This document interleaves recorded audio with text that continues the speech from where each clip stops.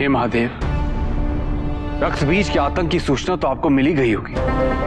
क्या धरती को इस आतंक से मुक्ति मिलेगी महादेव? दानवों को वरदान मिला है कि उनका संहार एक स्त्री द्वारा ही संभव है। वो स्त्री जो आदिशक्ति के बहुआयामी शक्तियों से सुसज्जित हो।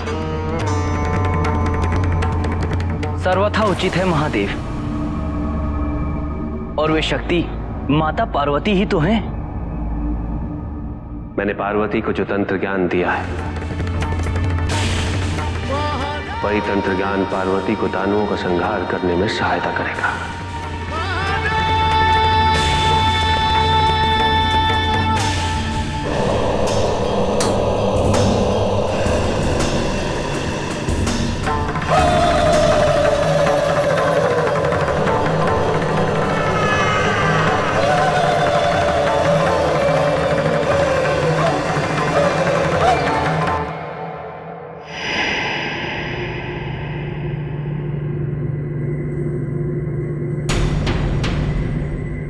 ये कैसा कार्य है जिसके निष्पादन हेतु हमें ऐसा रूप धारण करना होगा?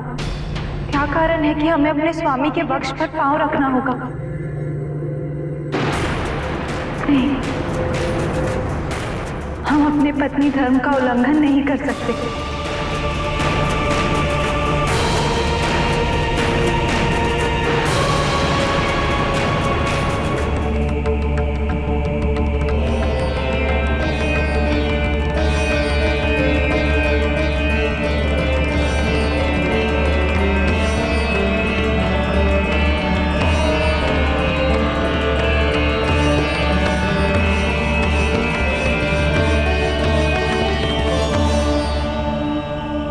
जिस कार्य की अपेक्षा हमसे कर रहे हैं, वो कार्य हमारे लिए संभव नहीं है। हमें क्षमा करें।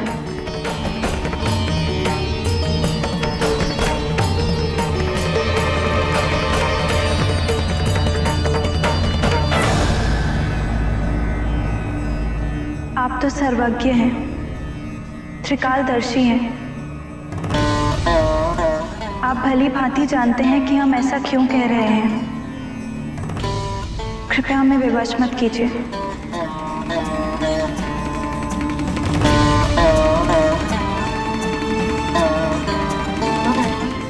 परिस्थिति की गंभीरता को समझे बिना भावुक होकर लिया निर्णय उचित नहीं होता पार्वती। हमें आपका हर आग्रह स्वीकार है स्वामी, किंतु अपने पत्नी धर्म का उल्लंघन हम कदापि नहीं करेंगे।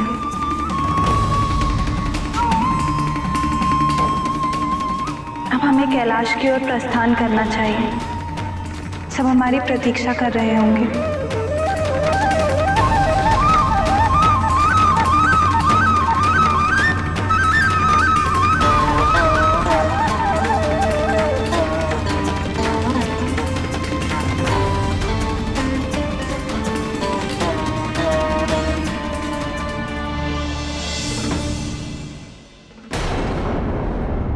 असुरराज, सेनापति रक्तबीज ने धरती पर भीषण संहार का प्रकोप का आरंभ कर दिया है और वो उस समय तक नहीं रुकेगा जब तक धर्म और देव पूजक का अंत नहीं हो जाता। हमने अपने वचन अनुसार हर संभव प्रयास किए हैं, परंतु आश्चर्य है, महादेव अभी तक उनकी रक्षा करने हेतु क्यों नहीं आए?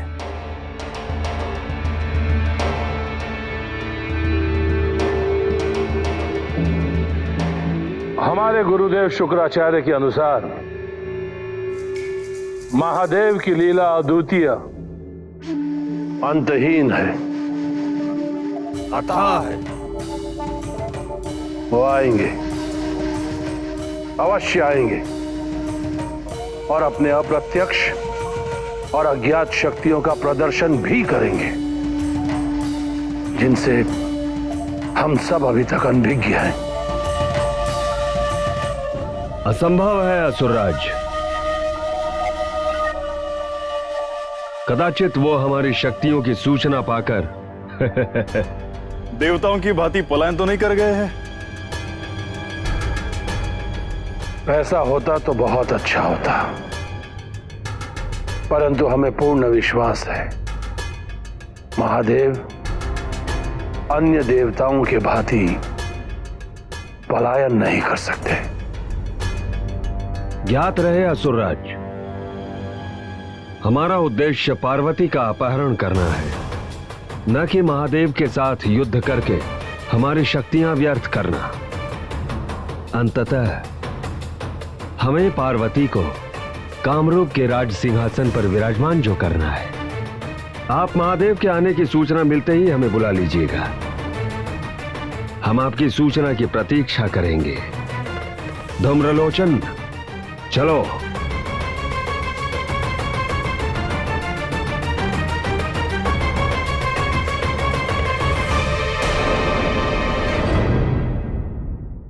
ये क्या? तुम सबने अपना ध्यान क्यों नहीं रखा?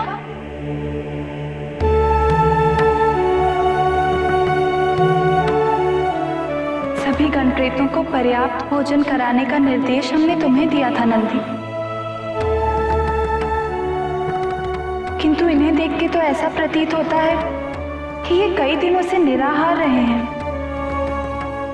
माता, आपके निर्देश को आदेश मानकर मैंने इन्हें भोजन कराने के अथक प्रयत्न किए थे, किंतु आपके यहां से चले जाने के व्यथा में इन्होंने अन्न जल त्याग दिया है माता।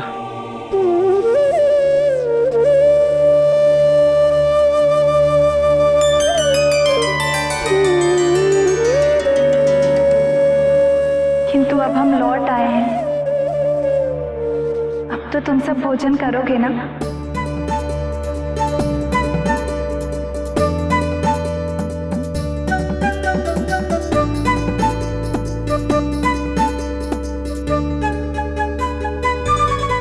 और ये क्या? तुम सबने अपने वस्त्र स्वच्छ क्यों नहीं रखे हैं? जाओ जाकर स्नान कर नवीन वस्त्र धारण करो, तब तक हम भोजन का प्रबंध करते हैं।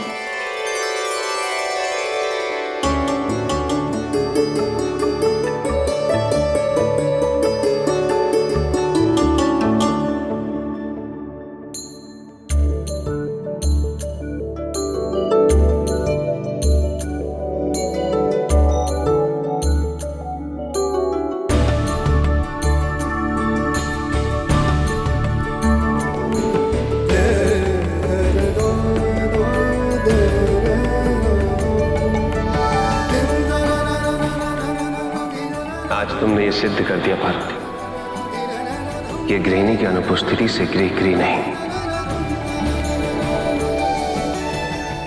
एक उजाड़ निर्जल स्थल होता है। आपकी प्रशंसा और मनोहार के उद्देश्य को हम जानते हैं स्वामी। आपका भोलापन हमें दुविधा में डाल देता है। वो कैसे पार्वती? आपको विदित है कि दानव संहार हेतु हमें आपके वक्ष पर पांव रखना होगा। ऐसे कार्य की अपेक्षा आप हमसे कैसे कर सकते हैं?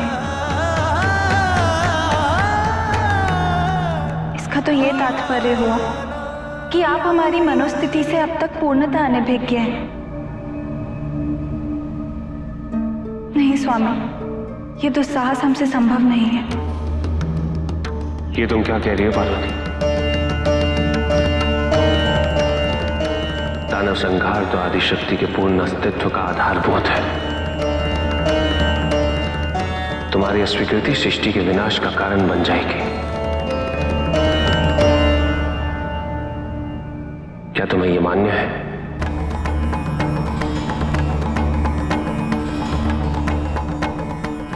आपका कोई भी तर्क हमें इस कार्य को करने हेतु प्रेरित नहीं कर सकता स्वामी।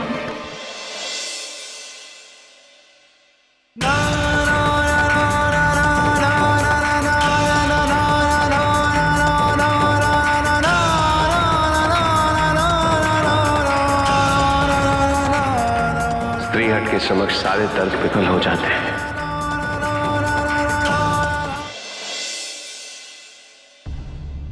हे नारायण, देवी पार्वती ने दानवों का संहार करने से मना कर दिया है। स्वयं महादेव भी उन्हें मनाने में असफल हैं। अब तो आप ही बताएं प्रभु कि हम क्या करें।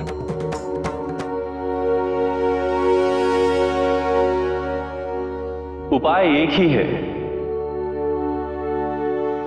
आप सभी देवताओं को स्वयं उन दानवों को रोकना होगा।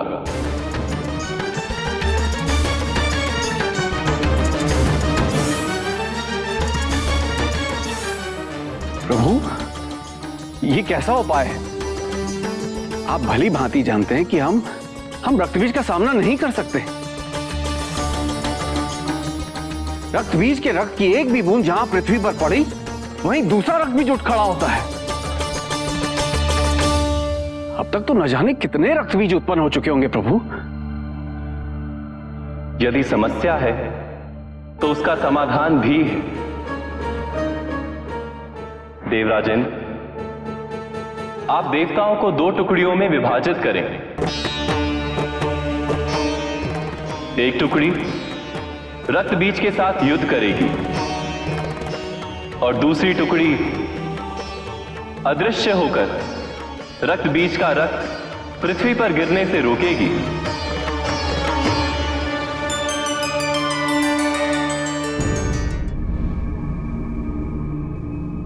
पार्वती, हम सभी को अपने दायित्व अनुसार कुछ कार्य करने होते हैं। हम सर्वप्रथम आपकी पत्नी हैं। आदिशक्ति की भूमिका तत्पश्चात है। हमारी गृहिणी के कर्तव्यों के अंतर्गत हम अपने पति की पूजा करते हैं और जिस कार्य में हमारे पति का निरादर हो वो हम कदापि नहीं करेंगे।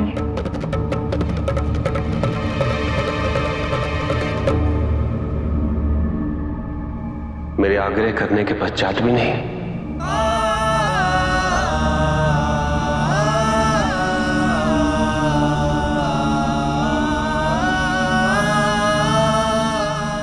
क्या आप चाहते हैं कि हम अपने पति पर पांव रखने की ग्लानि से सदैव ग्रसित रहें?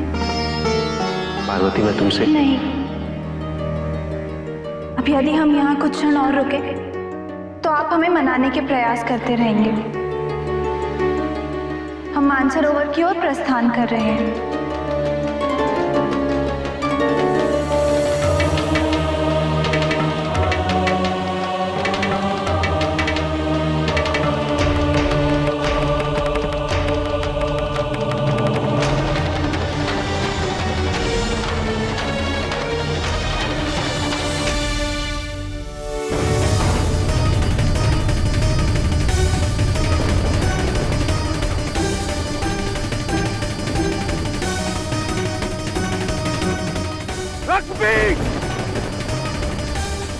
तेरा अंतिम समय आ चुका है।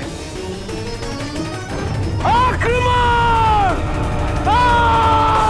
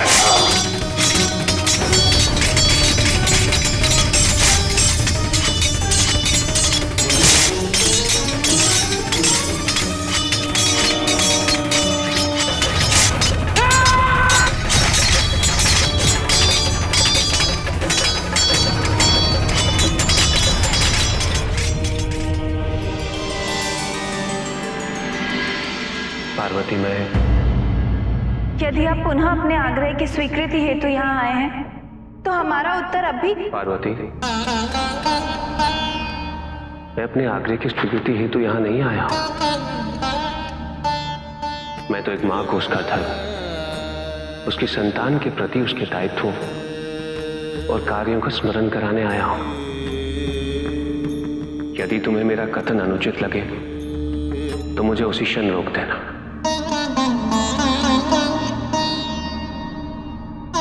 क्या मुझे अनुमति है? आपको अनुमति की कोई आवश्यकता नहीं है स्वामी। उचित है। पार्वती, मैं जगत पिता हूं और तुम जगत माता। क्या एक मां के लिए उसके व्यक्तिगत धर्म का अनुपालन उसके मातृ धर्म से अधिक महत्वपूर्ण हो सकता है? एक मां केवल जननी ही नहीं, अपितु संरक्षक भी होती है। वो अपने संतान के कष्ट से विमुख कैसे हो सकती है?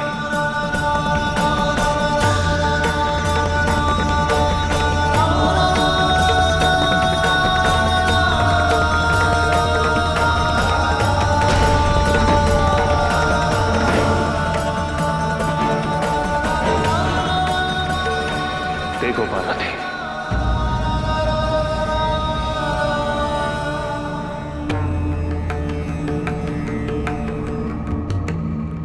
पृथ्वी पर संकट के मेघ मंडराते दिख रहे हैं तुम्हें।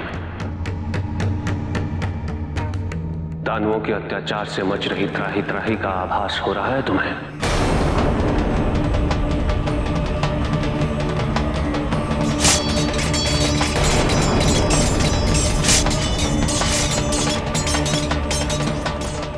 ये सारी सृष्टि, ये सभी पृथ्वीवासी केवल तुमसे ही अपेक्षा कर रहे हैं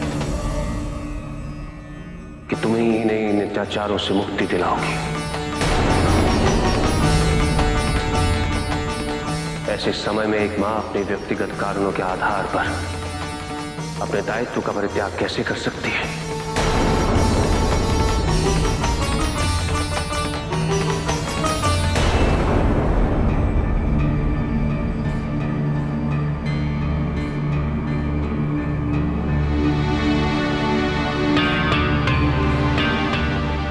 आपके कथन से सहमत है स्वामी, किंतु मातृ धर्म का पालन करने हेतु हम अपने पत्नी धर्म की उपेक्षा नहीं कर सकते। और एक पत्नी धर्म के पालन हेतु अपने संतानों और सृष्टि के विनाश को होते देखना संभव है पार्वती?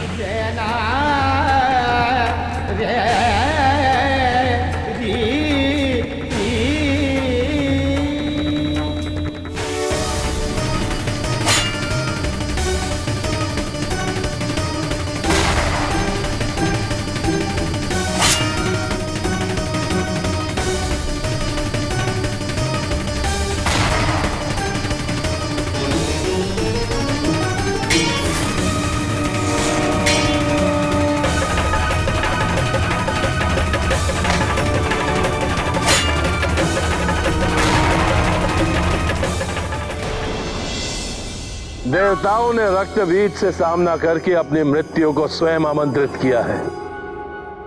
अब सभी देवताओं का सर्वनाश सुनिश्चित। गुरुदेव, आप तो इन देवताओं के युद्ध कूटनीति के बहुत बड़े प्रशंसक रहे हैं। क्या आपको नहीं लगता कि देवताओं ने रक्त बीज से युद्ध करने का निर्णय लेकर यह सिद्ध कर दिया है कि इनकी यह मूर्खता अतुलनीय है ना गुरुदेव?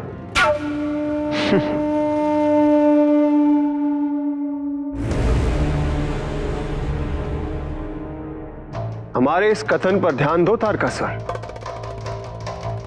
प्रत्यक्ष से अप्रत्यक्ष प्रतिक्रिया अधिक हानिकारक होती है।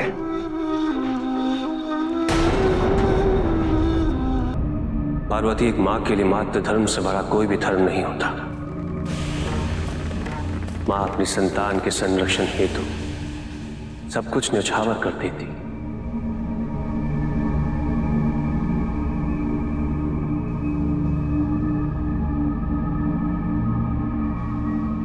मैं तुम्हारी दुविधा से पूर्णतः अवगत हूं पार्वती। यदि यह कार्य मैं स्वयं कर सकता तो मैं तुम्हें इस परिस्थिति का सामना कभी नहीं करने देता, किंतु दानवों को यह वरदान मिला है कि उनका संहार केवल आदिशक्ति द्वारा ही संभव है। मैं तुम्हारी इच्छा के विरुद्ध तुम्हें कोई भी कार्य करने के लिए विवश नहीं करूंगा पार्वती। इसीलिए निर्णय मैं तुम पे छोड़ता। केवल एक आग्रह है मेरा, यदि तुम अपने इसी निर्णय पर अटल रहे तो इसकी घोषणा करने में विलंब न करना।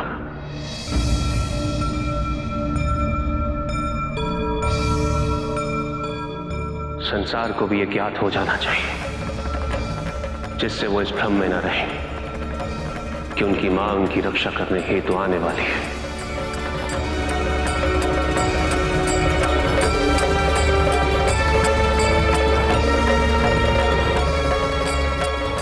हमें क्षमा कर दीजिए स्वामी।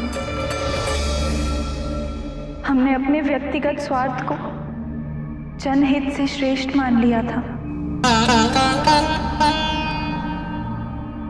हमें आदेश दीजिए कि हमें क्या करना है।